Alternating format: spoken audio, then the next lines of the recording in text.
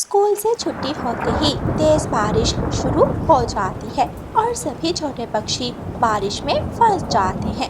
गुड़िया, कूकू, जग्गू, छोटा मिठू और उनका दोस्त कीकी बहुत परेशान थे। वो सब एक पेड़ के नीचे बैठे हुए थे।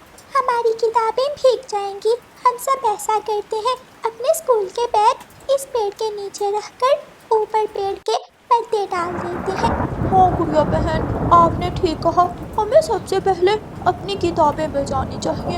अगर किताबें भीग गई तो हम पढ़ेंगे कैसे? फिर सभी दोस्त अपने स्कूल बैग एक जगह इकट्ठे करते हैं और पेड़ से पत्ते तोड़ तोड़ कर स्कूल के बैग्स के ऊपर गिराने लगते हैं। थोड़ी ही देर बाद स्कूल के बैग्स पूरी तरह पत्तों से ढक जाते हैं। गुड़िया, बारिश बहुत तेज है, हम घर तक नहीं जा सकते।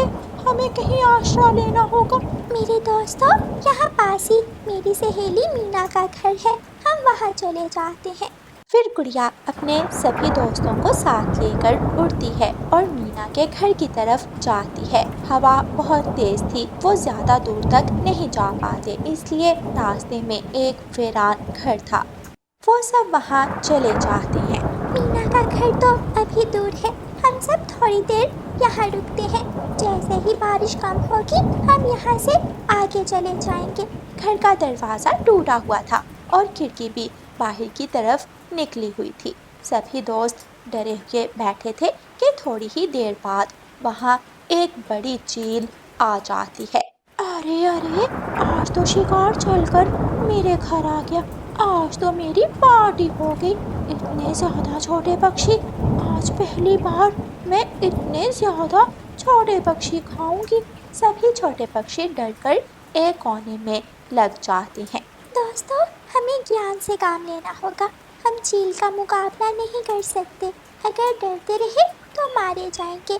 हमें योजना बनानी होगी। अब तुम ये बताओ, सबसे पहले किसको खाऊं? आंटी चील, आप हम सब में से किसी को भी खा सकती हो, लेकिन हमारी एक शर्त है। शर्त? कैसी शर्त? बताओ बताओ छोटी चिड़िया, जल्दी से बताओ। मैं तुम्हारी आखिरी इच्छा जरूर पूरी करूंगी।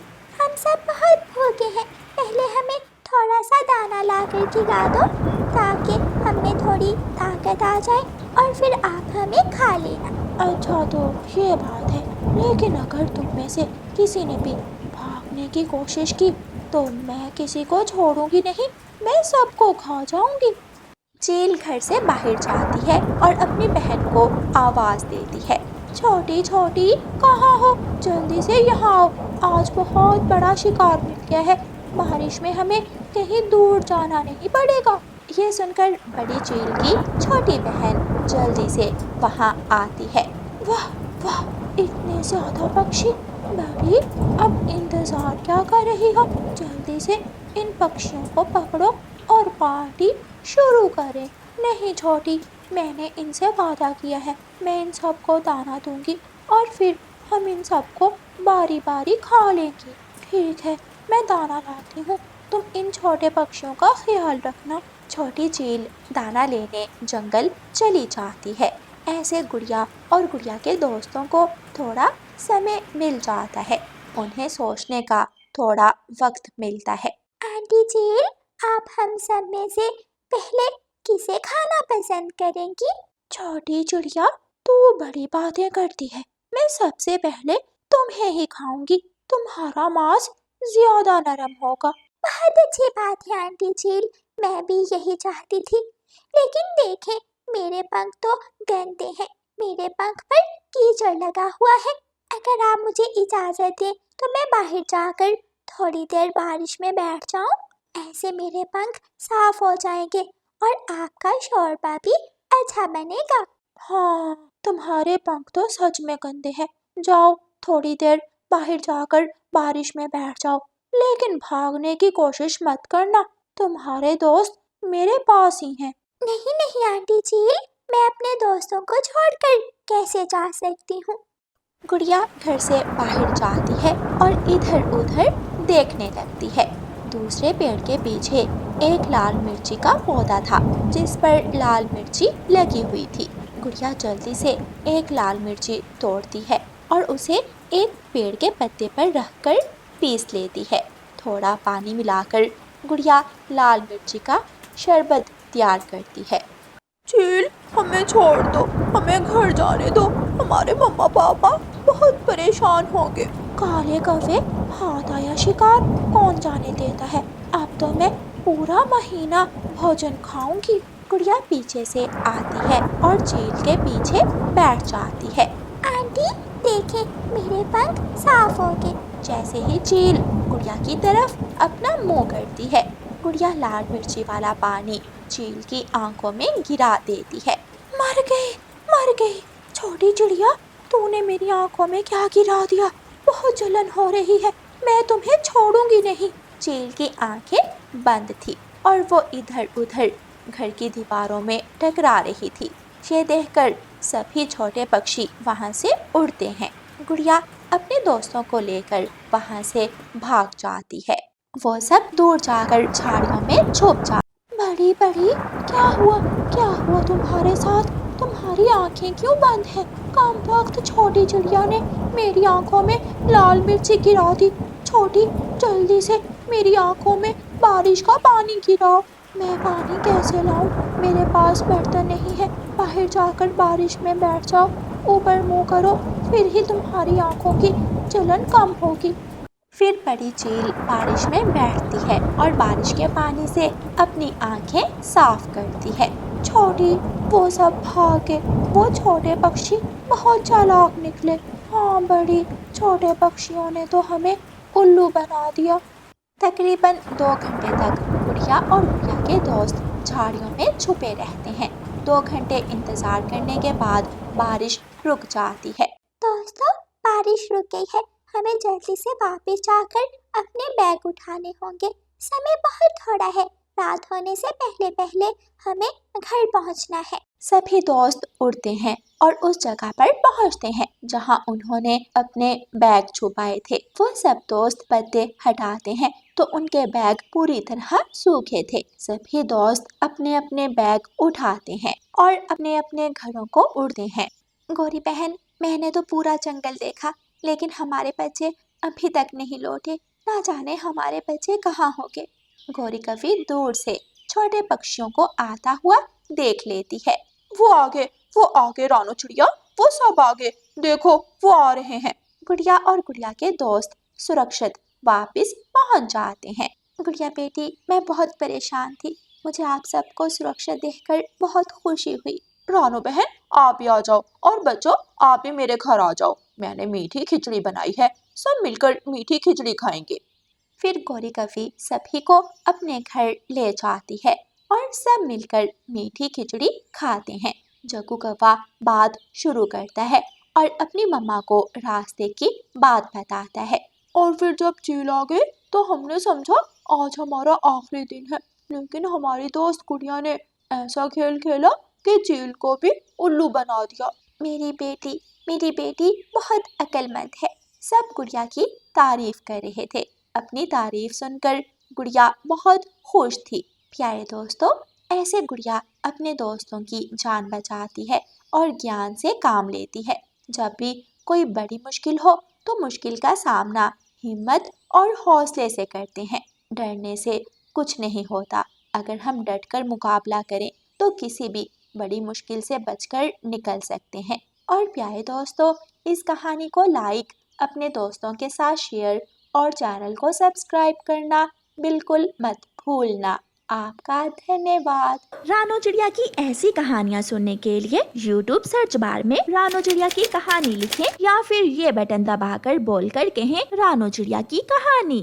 बुरे कौवे जिस जंगल में भी जाते वहाँ के पक्षियों को बहुत तंग करते थे। वो तो पूरे जंगल को अपना जंगल ही समझते थे। ले भी गोरी, घर तो बन गया। अब सामान उठाकर घर में रखो और मैं चिड़िया से बात करके आता हूँ। अच्छी तरह बात करना उस चिड़िया से। गोरी कौवी अपना बैग और दूसरा सामान उठाने लगती है और कालू कौवा दूसरे पेड़ पर रानो चिड़िया के घर के दरवाजे पर जाकर दस्तक देता है। जी, कौन है आप? वो देख रही हो, आज हमने अपना नया घर बनाया है। अच्छा, तो आप मेरे नए पड़ोसी हो। तुम्हारे पेड़ की ऊपर वाली डाल हमारे घर की धूप रोक रही है, वो काटना पड़ेगी। कौवे की यह बात सुनकर चिड़िया के तो होश ही उड़ जाते हैं। मेरे पेड़ की डाल काटना पड़ेगी, मगर वो क्यों? अभी बताया तो है, वो डाल हमारे घर की धूप रोक रही है, छांव कर रही है हमारे घर को। कौवे भैया, ये तो अच्छी बात है, आगे गर्मियाँ ही तो आ रही हैं, आपका घर ठंडा रहेगा। मैं घर को ठंडा कर लूंगा, लेकिन वो डाल तो काटना ही पड़ेगी। कौवा कुल्हाड़ा लेता है और चिड़िया के पेड़ की ऊपर वाली डाल काटने लगता है। चिड़िया बेचारी बेबस बैठी कौवे को देख रही थी। कौवा और कौवी तो बहुत लड़ाके थे। अभी 2 दिन ही हुए थे कि गोरी कौवी को नदी पर कबूतर बैठा हुआ दिख जाता है। ओए कबूतर, क्या तुमने इस नदी से पानी भी पिया है? हाँ हाँ पिया है, हम सब पक्षी इसी नदी से पानी पीते हैं। सबकी बात छोड़ो, तुम दोबारा इस नदी से पानी ना पीना। क्यों क्यों ना पानी पीऊं मैं इस नदी से? ये जंगल, ये नदी हमारी है। अब हम इस जंगल में आगे हैं, अब ये जंगल और ये नदी हमारी है, हम कौवों की। चल भाग जा यहाँ से, मुझे तुमसे गंदी बू आ रही है। गंदी बू आ रही है? शक्ल देखी है अपनी काली कलोटी? गोरी को बहुत गुस्सा आ जाता है और गोरी कौवी कबूतर को मारने लगती है। गोरी कौवी कबूतर को छड़ी से मारती है और कबूतर किसी न किसी तरह जान बचाकर वहां से भाग जाता है। अब तो जंगल का कोई भी पक्षी कौवों से बचा हुआ नहीं था। तोता तो भोला भाला पक्षी था, वो कभी भी किसी से लड़ाई ना करता था। उसे अमरूद पसंद थे। वो अमरूद के पेड़ पर बैठा अमरूद खा रहा था कि वहाँ गोरी कौवी और कालू कौवा आ जाते हैं। हटो हटो, ये अमरूद का पेड़ तेरे बाप का है क्या? आपको कैसे पता चला कि ये अमरूद का पेड़ मेरे बाप ने लगाया था? मेरे पिताजी दूसरे जंगल से इस अमरूद के पेड़ का बीज लाए थे।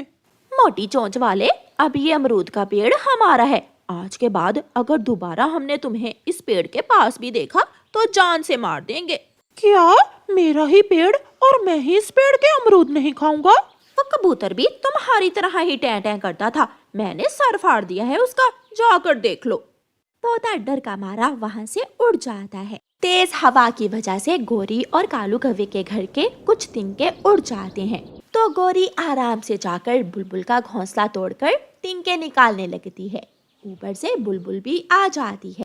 दुष्ट कवि, ये तुम क्या कर रही हो? मेरा घोंसला क्यों तोड़ रही हो? देख नहीं रही हो, मैं तुम्हारे घोंसले से तिनके निकाल रही हूँ। मेरे घर की छत टूट गई है, वहाँ लगाने हैं। तो जाकर जंगल से लो तिनके, मैंने तो बहुत मेहनत से बनाया है अपना घोंसला।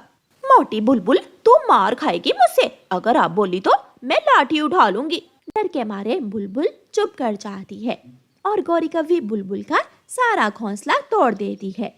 मुझे मारा उन कौवों ने, मैं नदी से पानी नहीं पीऊंगा तो कहाँ से पानी पीऊंगा? मेरे पेड़ की ऊपर वाली डाल काट दी और मुझे अमरूद के पेड़ के पास जाने से मना कर दिया। अगर हम ऐसे ही एक एक करके उन कौवों से पिटते रहे तो वो कौवे एक दिन हमें इस जंगल से भी निकाल देंगे। हम सबको एक होना पड़ेगा, फिर ही हम उन कौवों का मुकाबला कर सकेंगे। तो हम हाँ, एक सब हैं। एक हैं। फिर वो सब दोस्त इकट्ठे होकर कौवों के घर जाते हैं और कौवों का सामान उठाकर घर से बाहर फेंक देते हैं। चिड़िया, निकल जा मेरे घर से, तू किससे पूछकर मेरे घर में आई है? मैं अकेली नहीं हूँ। मैं भी साथ हूँ। मैं भी। और मैं भी साथ हूँ। फिर वो सब पक्षी इकट्ठे होकर कौवे और कौवी को उस जंगल से निकाल देते हैं और खुशियों भरा जीवन गुजारते हैं।